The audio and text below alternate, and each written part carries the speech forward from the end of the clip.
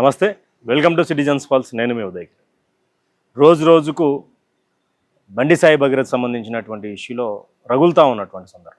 ఒకవైపు అధికారంలో ఉన్నటువంటి కాంగ్రెస్ పార్టీ ప్రధానంగా ఎవరైతే తప్పు చేశారో వాళ్ళ నాన్న భారతీయ జనతా పార్టీకి సంబంధించినటువంటి కేంద్ర హోంశాఖ సహాయ మంత్రి. కానీ వీళ్ళిద్దరూ కొట్టుకోకుండా, వీళ్ళిద్దరూ మాటల యుద్ధం జరగకుండా ఒకవైపు బీఆర్ఎస్ పార్టీపై బురద జల్లే ప్రయత్నం చేస్తూ ఉన్నారు. అసలు వాళ్ళిద్దరి చీకటి దోస్తానయ్యింది. జాతీయ పార్టీలు రెండు కలిసి సెంట్రల్లో ఒకరి మీద ఒకరు యుద్ధం చేసుకుంటుంటే ఇక్కడ రాష్ట్రంలో ఒకరిని ఒకరు కాపాడుకుంటున్నారు అనేది కూడా బీఆర్ఎస్ నేతల నుంచి వస్తున్నటువంటి సంచలనమైనటువంటి నిజాలు. అయితే దీనికి సంబంధించినటువంటి విషయంలో గతం నుండి అంటే బండి సాయి భగీరథ్ విషయంలో పూర్తిగా న్యాయం జరగాల బాధితురాల వైపు అంటూ కూడా బీఆర్ఎస్ తీసుకున్నటువంటి నినాదంలో భాగమైనటువంటి తులా ఉమా గారు మనతో పాటు ఉన్నారు. బీఆర్ఎస్ సీనియర్ మహిళా నాయకురాలు. ఆమెతో మాట్లాడే ప్రయత్నం చేద్దాం. ఒక నమస్కారం. అంటే ఇప్పుడు అధికారంలో ఉన్నది కాంగ్రెస్. తప్పు ఆరోపణలు మోపుతున్నటువంటి వ్యక్తి ఏమో కేంద్ర హోంశాఖ సహాయ మంత్రి, బీజేపీకి సంబంధించినటువంటి మంత్రి కుమారు. మరి వాళ్ళిద్దరూ అంటే కాంగ్రెస్ బీజేపీ పంచాయతీ కాకుండా బీఆర్ఎస్ మీద నిన్న రేవంత్ రెడ్డి మాట్లాడడం, ముఖ్యమంత్రి గారు అంతకుముందు BRS KTR, RS Praveen Kumar BRS సంబంధించినటువంటి నాయకులను విమర్శించడం వెనుక అసలు ఏం జరిగి ఉంటుంది? అంటే వాళ్ళ చీకటి ఒప్పందం అనేది దీంతో మనకు బహిర్గతమైంది, తెలిసిపోతుంది కదా. వాస్తవంగా మీరు చూస్తే బండి భగీరథ్ తప్పు చేసిండు కదా. నేరం అనేది చేయకుండానే అయితే ఏ బాలిక కూడా, ఒక ఆడపిల్ల బయటకు వచ్చి చెప్పుకోదు. ఖచ్చితంగా నేరానికి ఒడిగట్టిండు. ఒక మైనర్ బాలిక పైన అత్యాచారం చేసిండు, మానసికంగా శారీరకంగా చాలా రకాల ఇబ్బంది పెట్టిండ్రు. కాబట్టి నాకు న్యాయం చేయమని స్వయంగా వాళ్ళ తండ్రి దగ్గరికే వేయిండ్రు కుటుంబ సభ్యులు. పోతే కూడా పట్టించుకోలేదు. వాళ్ళని ఉల్టా బెదిరించి మళ్ళీ ఆ అమ్మాయి పైన ఉల్టా కేసులు పెట్టేసి ఇబ్బంది పెట్టినటువంటి సందర్భం. కాబట్టి ఒకటి పోక్సో చట్టం అనేది పెట్టిన తర్వాత 24 గంటల లోపల అరెస్ట్ చేయాలి. కానీ ఇప్పుడు రేవంత్ రెడ్డి కానీ, బండి సంజయ్ కానీ బీఆర్ఎస్ అనడం అని అంటే ఎవరిని ఎవరు కాపాడుతున్నారు, ఎవరు ఒకటైనరు అనేది మొన్నటి ఉదాహరణే కదా మనకు. ఏది బండి భగీరథ్ కేసే మనకు దాని ఆధారమే మనకు ఎవరైంది అనేది తెలుపుతున్నటువంటి విషయం. మీరు అన్నట్టుగా కేంద్రంలోనేమో ఇద్దరు కొట్లాడతారు, మళ్ళీ మన రాష్ట్రానికి వచ్చేసరికి మాత్రం ఇద్దరు దోస్తాను, చీకటి ఒప్పందం. అంతే కదా. ఇవాళ బండి భగీరథ్ తప్పు చేసిన తర్వాత, అయ్యా మా అమ్మాయికి అన్యాయం చేసిండు, మా మైనర్ బాలికను ఇట్లా ఇబ్బంది పెట్టిండు అని చెప్పేసి ఆ అమ్మాయి తల్లిదండ్రులు కేసు పెట్టి ఇచ్చేస్తే కూడా నువ్వు 9 రోజుల దాకా అరెస్ట్ చేయలేదు, ఈ రాష్ట్ర ముఖ్యమంత్రి కూడా పట్టించుకోలేదు అని అంటే చట్టం అనేది కొంతమంది పెద్దోళ్ళ చుట్టంలాగా వ్యవహరించారు కదా. కాబట్టే దీన్ని వాళ్ళు చేసేటువంటి తప్పులను కప్పిపుచ్చుకోవడం కోసమే బీఆర్ఎస్ను టార్గెట్ చేసి బీఆర్ఎస్ను కేటీఆర్ గారిని, కేసీఆర్ గారిని అనవసరమైనటువంటి ఆరోపణలు చేయడం, ఇదంతా కూడా ఏంటంటే ఒక కుట్రపూరితంగా కావాలని వాళ్ళిద్దరు బదురుకొని మాట్లాడుతున్నారే తప్ప ఇంకొకటి కాదనేది దీన్ని బట్టి మనం నిరూపణ. బీఆర్ఎస్ పార్టీ అత్యుత్సాహం, బీఆర్ఎస్ పార్టీ సోషల్ మీడియా అత్యుత్సాహం, బీఆర్ఎస్ పార్టీ నాయకుల ప్రెస్ మీట్ల అత్యుత్సాహం, ఇదంతా అందుకు కారణమే బాధితురాలకు సంబంధించినటువంటి ఫోటోలు బయటకు వచ్చినాయని చెప్పేసి మీ పార్టీ నుంచి వెళ్ళిపోయినటువంటి ఒక పార్టీ నుంచి వెళ్ళిపోయి పార్టీ పెట్టుకున్నటువంటి కల్వకుంట్ల కవిత గారు మాట్లాడినటువంటి సందర్భం. నిజంగా ఆ బాధితురాల వైపు మీరుంటే ఆ విక్టిమ్కి సంబంధించినటువంటి ఫోటోలు బయటకు రాకపోతున్నాను, ఆమె పెద్ద క్వశ్చన్ మార్క్. ఎంత అన్యాయం అంటే, ఆ అన్యాయం ఒక అమ్మాయికి అన్యాయం జరిగింది, ఆమెకు న్యాయం చేయమని ఒక ఆడబిడ్డగా తల్లిని అని చెప్పుకుంటుంది కదా ఆమె.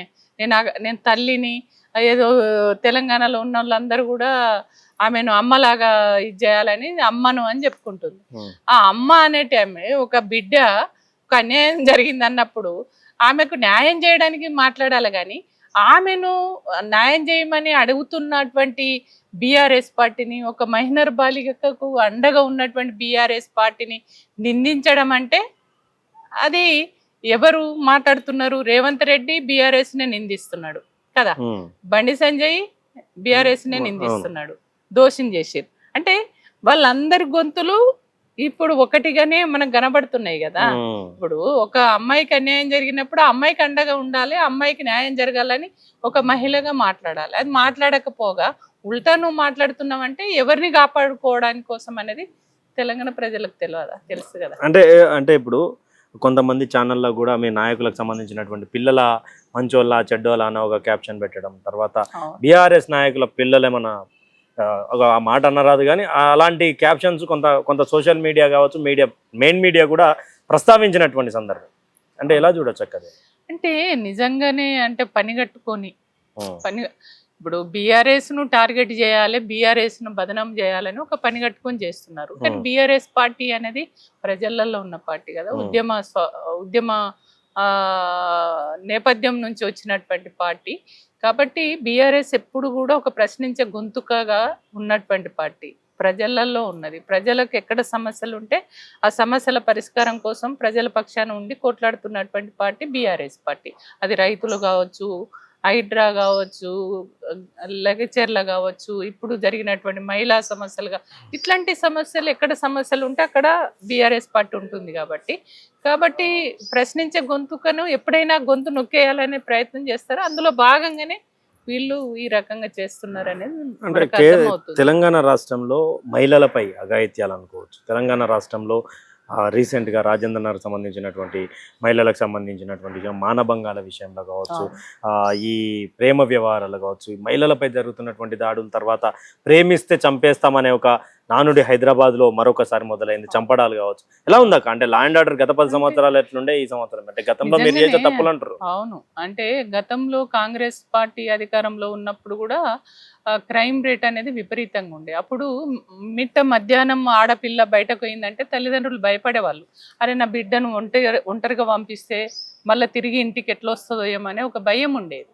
కానీ ఆ భయం నుంచి తెలంగాణ కొట్లాడడం తెలంగాణ రావడం, వచ్చిన తెలంగాణలో మాత్రం మొట్టమొదటిగా కేసీఆర్ గారు ఒక మహిళలకు ఒక భరోసాని ఇవ్వాలనేటువంటి దాంతో టీమ్స్ పెట్టడం కానీ, అట్లా మహిళలకు సంబంధించిన ఎక్కడ ఏ అవకాశం వచ్చినా మహిళల్ని ముందట పెట్టి మహిళలకు అన్ని రకాల ముందంజలో ఉండి ప్రభుత్వం వాళ్ళకు అండగా ఉన్నటువంటి పరిస్థితి.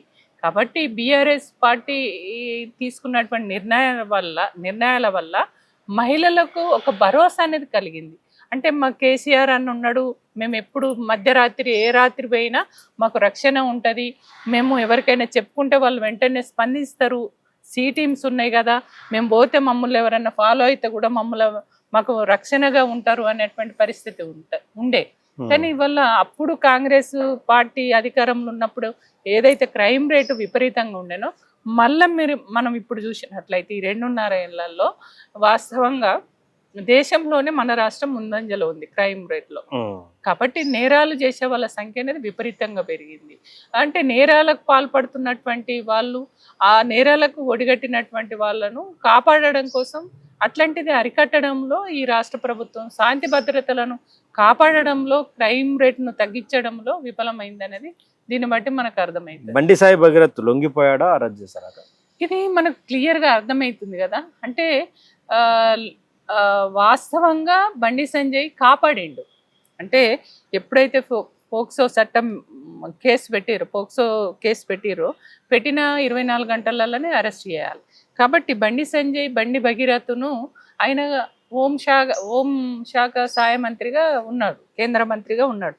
ఆయన ఏం చేసిండు, ఆ అధికారాన్ని దుర్వినియోగం చేసి తప్పు చేసిన కొడుకుని కాపాడడం కోసం 9 రోజులు అంటే ప్రజల నుంచి, ముఖ్యంగా బీఆర్ఎస్ పార్టీ, బీఆర్ఎస్ మహిళా విభాగం ఆధ్వర్యంలో కావచ్చు, అట్లాగే ఆర్ఎస్ ప్రవీణ్ కుమార్ గారు నిజంగా వాళ్ళు ఎప్పటికప్పుడు ఆ మైనర్ బాలికకు అండగా ఉండి, ఆ కుటుంబానికి అండగా ఉండి, మేము అంత పెద్ద ఒక మూమెంట్ అనేది వచ్చినప్పుడు తప్పనిసరి పరిస్థితులలో పోలీసులు, అంటే అప్పుడు రేవంత్ రెడ్డి 9 రోజులు పట్టించుకోవాలి, అంత కేసు తీవ్రతను గుర్తించి ఆ అమ్మాయికి న్యాయం చేయాలనే సోయి కూడా లేదు రేవంత్ రెడ్డికి.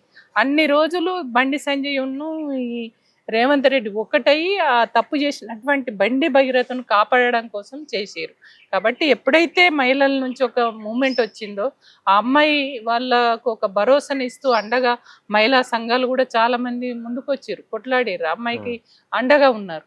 కాబట్టి ఆ టైంలో రేవంత్ రెడ్డి ముందుకు వచ్చి ఇవాళ ఆ కేసు నేరానికి పాల్పడ్డటువంటి ఆ నేరస్తుని బండి భగీరథను కస్టడీలోకి తీసుకోవడం, అరెస్ట్ చేయడం అనేది జరిగింది. అది ఇప్పుడు ఏమంటున్నాడు, బండి సంజయ్ నేనే అప్పచెప్పినాను అంటే ఇన్ని రోజులు నువ్వు కాపాడినట్టే కదా. ఈ 9 రోజులు అంటే అప్పచెప్పడం అని అంటే నువ్వు ఇన్ని రోజులు నీ దగ్గర పెట్టుకున్నట్టే కదా. అంటే పోక్సో చట్టం ఎప్పుడైనా మీరు చూస్తే 24 గంటలలో అరెస్ట్ చేయాలి, మళ్ళీ పోక్సో చట్టాన్ని పక్కదారి పట్టియడానికి కానీ దానికి సహకరించిన వాళ్ళ నేరానికి సహకరించిన వాళ్ళు ఆ నేరం నుంచి బయటపడగొట్టడానికి ఏ ప్రయత్నం చేసినా వాళ్ళు కూడా నేరస్తులే అవుతారు. కాబట్టి ఇప్పుడు బండి సంజయ్ కూడా మొదటి ముద్దాయి అంట నేను, ఆయన కూడా నేరం చేసినట్టే కదా. కాబట్టి తక్షణం ఆయన ఒక కేంద్ర మంత్రిగా ఉండడానికి అర్హత లేదు. ఆయన నైతిక బాధ్యత వహించి తక్షణమే ఆయన రాజీనామా చేయాలి. అంటే గతంలో కూడా మీరు భారతీయ జనతా పార్టీతో ఈటెల రాజేందర్ గారితో పాటు భారతీయ జనతా పార్టీలో జాయిన్ అయినటువంటి పరిస్థితి అంటే ఎట్లుంటుంది అక్క? అంటే గ్రూప్ రాజకీయాలకు తెరలేపిందే బండి సంజయ్ అంటూ ఒక వర్గం ప్రధానంగా ఆరోపిస్తుంటుంది. అంటే మీ యొక్క మీ యొక్క ఉమ్మడి జిల్లా కాబట్టి ఎలా ఉంటుంది అంటే పరిస్థితి ఎట్లా ఉంటుంది? బండి సంజయ్ ప్రవర్తన కానీ బండి సంజయ్ ప్రవర్తన చూస్తే నేను కూడా కొద్ది రోజులు ఆయనతో కలిసి ఉన్నని అంటే తక్కువ టైమే. ఆ తక్కువ టైంలో కూడా ఆయన ఎప్పుడు కూడా ప్రజా సమస్యలు పట్టించుకోడు, మహిళలంటే గౌరవం ఉండదు, మహిళలకు రెస్పెక్ట్ ఉండదు. ఎప్పుడు కూడా ఆయన ఒక అహంకార ధోరణి అనేది కనబడుతుంది. ఇత్తొక్కటైతే చెట్టు ఒక్కటి కాదు అనేది ఒకటి ఉంటది కదా సామెత. కాబట్టి ఖచ్చితంగా పిల్లలు ఇది కావడానికి తల్లిదండ్రుల ప్రభావం కూడా ఉంటది. బండి సంజయ్ నిజంగా అంటే ఒక ఎంపీగా ఆయన పద్ధతిలో ఆయన మొత్తం అక్కడ ఈ నేరానికి ఒడిగట్టినటువంటి భగీరథను కాపాడడం కోసం కానీ ఆ నేరానికి పాల్పడ్డ వ్యక్తిని శిక్షించాలని అడిగినటువంటి వాళ్ళని బెదిరించడం, బ్లాక్ మెయిల్, మీ అంత చూస్తామనడం అంటేనే ఏ రకంగా బెదిరించాలనే అధికారాన్ని ఎట్లా దుర్వినియోగం చేస్తున్నాడు అనేది మనకు దీన్ని బట్టి అర్థమైంది. ఫైనల్ గా అంటే ఎదిగినటువంటి పిల్లలు ఉన్నటువంటి తల్లిదండ్రులుగా ఉన్నటువంటి రాజకీయ నాయకులకు ఏం చెప్పదలుచుకున్నారు? అంటే ఈ యొక్క విషయంలో ఎదుగుతున్నటువంటి పిల్లలను పక్కన పెట్టుకోవాలన్నా, లేకపోతే కొంతమంది నాయకులు బయట దేశాలకు పంపిస్తుంటారు, అలా చేయడం కరెక్టా? రాజకీయ నాయకులకు ఏ సూచన? ఒకటి పొలిటికల్ లీడర్లకి వాస్తవంగా నిత్యం ప్రజలలో ఉంటారు, కుటుంబానికి చాలా తక్కువ టైమే ఇస్తాం కాబట్టి పిల్లలను కూడా చూసుకోవాలి. కానీ పిల్లల్ని మనం వదిలేయడానికి కూడా లేదు. పిల్లల్ని చూసుకుంటూ ఇటు ప్రజల్ని చూసుకుంటూ ఉండవలసి ఉంటుంది. పిల్లలు కూడా పొలిటికల్ లీడర్లుగా ఉన్న వాళ్ళు ఎవరో నూట్లకు ఒక్కరు ఇద్దరు ఇట్లాంటి వానికి ఇదైరు, కానీ ఎవరికి వాళ్ళు పొలిటికల్ లీడర్లలో ఉన్నటువంటి పిల్లలందరూ కూడా ప్రయోజకులై మంచిగానే వాళ్ళు అంటే వాళ్ళ తల్లి ఉంటే తల్లికి కానీ, తండ్రి ఉంటే తండ్రికి కానీ అట్లా సహకరించి వాళ్ళు కూడా ప్రజలకు దగ్గరగా ఉన్నటువంటి కుటుంబ పిల్లలే ఉన్నారు. ఇట్లాంటి అంటే పిల్లల్ని పట్టించుకోకుండా ఇట్లా అంటే ఎవరమైనా పట్టించుకోము, కానీ ఇట్లాంటి నేరం చేసినప్పుడు, తప్పు చేసినప్పుడు తల్లిదండ్రులు సరిదిద్దాలి. నువ్వు ఇది చేస్తున్న పద్ధతి కరెక్ట్ కాదు బాబు, నువ్వు సరిదిద్దుకోవాలి, ఇట్లాంటివి చేస్తే మంచిగా ఉండదని కూడా హెచ్చరించాలి. కానీ ఆ పని చేయకుండా వాళ్ళని కాపాడడం కోసం చేసేటువంటి ప్రయత్నం ఇంకింత వాళ్ళు నేరాలకు ఇంకా తప్పులు చేయడానికి దోహదపడుతుంది. కాబట్టి పొలిటికల్ లీడర్లు ఆ పని చేయొద్దు. తప్పు చేసిన కొడుకును తప్పు చేసినవరా బిడ్డ, నువ్వు ఇది ఇట్లా చేయడం వల్ల పలాని కుటుంబానికి అన్యాయం జరిగింది, ఇది చెయ్యొద్దు అనేది చెప్పేటట్టు ఉండాలి. అంటే కాంగ్రెస్ లో కొంతమంది చిన్న చిన్న ఇష్యూస్ మీద కావచ్చు, అంటే అనసూయ లాంటి సినిమాలకు సంబంధించినటువంటి మీద మాట్లాడినటువంటి వాళ్ళు ఉన్నారు. ఇక లవ్ జిహాద్ అని చెప్పేసి భారతీయ జనతా పార్టీకి సంబంధించినటువంటి మహిళలు ఉన్నారు. వీళ్ళు ఎవ్వరు కూడా ఇప్పుడు కనిపించట్లేదు. ఓన్లీ బీఆర్ఎస్ పార్టీకి సంబంధించినటువంటి మహిళా విభాగం, తర్వాత ప్రజా సంఘాలు మహిళా డిమాండ్లు బయటకు వచ్చారు. కానీ వీళ్ళందరూ రాకపోవడానికి ఒక మహిళలుగా ఉండి వీళ్ళంతా ఇవన్నీ ఎక్స్పోజ్ చేయకపోవడం కారణం అంటే నిజంగా ఇటు బీజేపీ పార్టీ కానీ ఇటు కాంగ్రెస్ పార్టీ కేంద్రంలో కొట్లాడుకుంటారు, రాష్ట్రానికి వస్తే వాళ్ళు చీకటి ఒప్పందాలు, వాళ్ళు ఇక్కడనే ఒక ఇద్దరు వేరు పార్టీలైనా ఒకే ఎజెండా తోటి పనిచేస్తున్నారా అనేది అర్థమవుతుంది. కాబట్టి నేనేమంటే ఈ కాంగ్రెస్ కానీ బీజేపీ మహిళలు అంటే దీన్ని బట్టి మనకు అర్థమవుతుంది కదా వాళ్ళ కాన్సెప్ట్ ఏంది, వాళ్ళ ఆలోచన ఏంది. మహిళలకు ఒక దగ్గర అన్యాయం జరిగితే నువ్వు మహిళలుగానైతే స్పందించాలి కదా. ఒక బాలికకు అన్యాయం జరిగింది, అన్యాయం జరిగినప్పుడు అమ్మాయికి న్యాయం చేయమని చెప్పి అడగడంలో ఏ పార్టీ స్పందించలేదు. అంటే ఆ పార్టీలో ఒక ఉన్నత స్థాయిలో ఉన్న నాయకుడి కొడుకు తప్పు చేసిండు కాబట్టి ఆ తప్పును మీరు కూడా కప్పిపుచ్చుకున్నట్టే కదా. అంటే అంటే పార్టీ అంటే ఎవరన్నా కానీ, అది బిడ్డ కానీ తండ్రి కానీ కుటుంబ సభ్యులు ఎవరైనా కానీ తప్పు చేస్తే శిక్ష పడాలని కోరుకోవాలి కదా. కానీ కాంగ్రెస్ కానీ బీజేపీ మహిళలకు ఇప్పుడు రేపు మహిళల గురించి మాట్లాడే నైతిక హక్కు లేదు, అంతే కదా. మరి ఇప్పుడు ఒక మీ నాయకుడు కొడుకే తప్పు చేసి ఒక అమ్మాయికి అన్యాయం చేసినప్పుడు మీరు నోరు విప్పకపోతే మరి ఇంకా వేరే మహిళలు మాట్లాడినప్పుడు, అంటే నాయకులు పిల్లలు తప్పు చేసినప్పుడు ఒక రకంగా ఉంటది మాట, మామూలు సాధారణమైన ప్రజలు ఏదన్నా తప్పు చేస్తే ఒక తీరు ఉంటుందా. కాబట్టి ఈ చిత్తశుద్ధి అనేది మహిళల పట్ల కానీ కాంగ్రెస్ కాబట్టి మహిళలు ఎప్పుడు లాస్ట్ ఇక రేపో మాపో ఇక అరెస్ట్ చేస్తారనగా కాంగ్రెస్ మహిళలు ఏదో 2-3 ఒక ప్రెస్ మీట్ ఏదో పెట్టినట్టున్నారు. కానీ ఇక ఇద్దరు 2 పార్టీలకు సంబంధించిన మహిళలు ఎవరు కూడా స్పందించలేనటువంటి పరిస్థితి. మంత్రులు ఉన్నారు, ఎమ్మెల్యేలు ఉన్నారు, ఎవరు కూడా మాట్లాడలేదు. మేము మంత్రి అంటుండగా ఒకటే కులం ఇద్దరిని పెళ్లి చేయరాని, అదే అది ఏంది అది అసలు, అదేమన్నా పద్ధత అసలు? ఒక మంత్రి మాట్లాడవలసిన ఒకటే కులం కాబట్టి పెళ్లి చేయాలా? మైనర్ కి పెళ్లి చేయమంటే అదే మైనర్ కి పెళ్లి చేసే పరిస్థితి ఉంటుందా? ఇంకా అట్లాంటిది ఎందుకు చేసినామని అడగవలసింది పోయి ఆయన మైనర్ బాలికను పట్టుకొని ఇద్దరు సేమ్ కులం కాబట్టి ఇద్దరికి పెళ్లి చేసేసేయండి ఎంత తేలిగ్గా మాట్లాడిండంటే నిజంగా అది అవగాహన రాహిత్యమా లేకుంటే ఏమనాలు ఇక. రైట్. అంటే ఇది తులమ్మ గారితో ఫేస్ టు ఫేస్. అయితే పూర్తిగా ఇప్పటి వరకు భారతీయ జనతా పార్టీ కాంగ్రెస్ పార్టీకి సంబంధించినటువంటి మహిళలు కావచ్చు, వీళ్ళిద్దరు కూడా బారాస అంటే భారత రాష్ట్ర సమితి మీద వేసినటువంటి బురద మీద తెలంగాణ ప్రజలందరూ కూడా చూస్తూ ఉన్నారు. నైతిక విలువలు కోల్పోయినటువంటి సందర్భం కూడా చూడొచ్చు అంటూ కూడా చాలా సీనియర్ మహిళా నాయకురాలు తులమ్మ గారు చెప్పినటువంటి విషయం. కెమెరామ్యాన్ రాజేష్తో ఉదయ్ కిరణ్, హైదరాబాద్.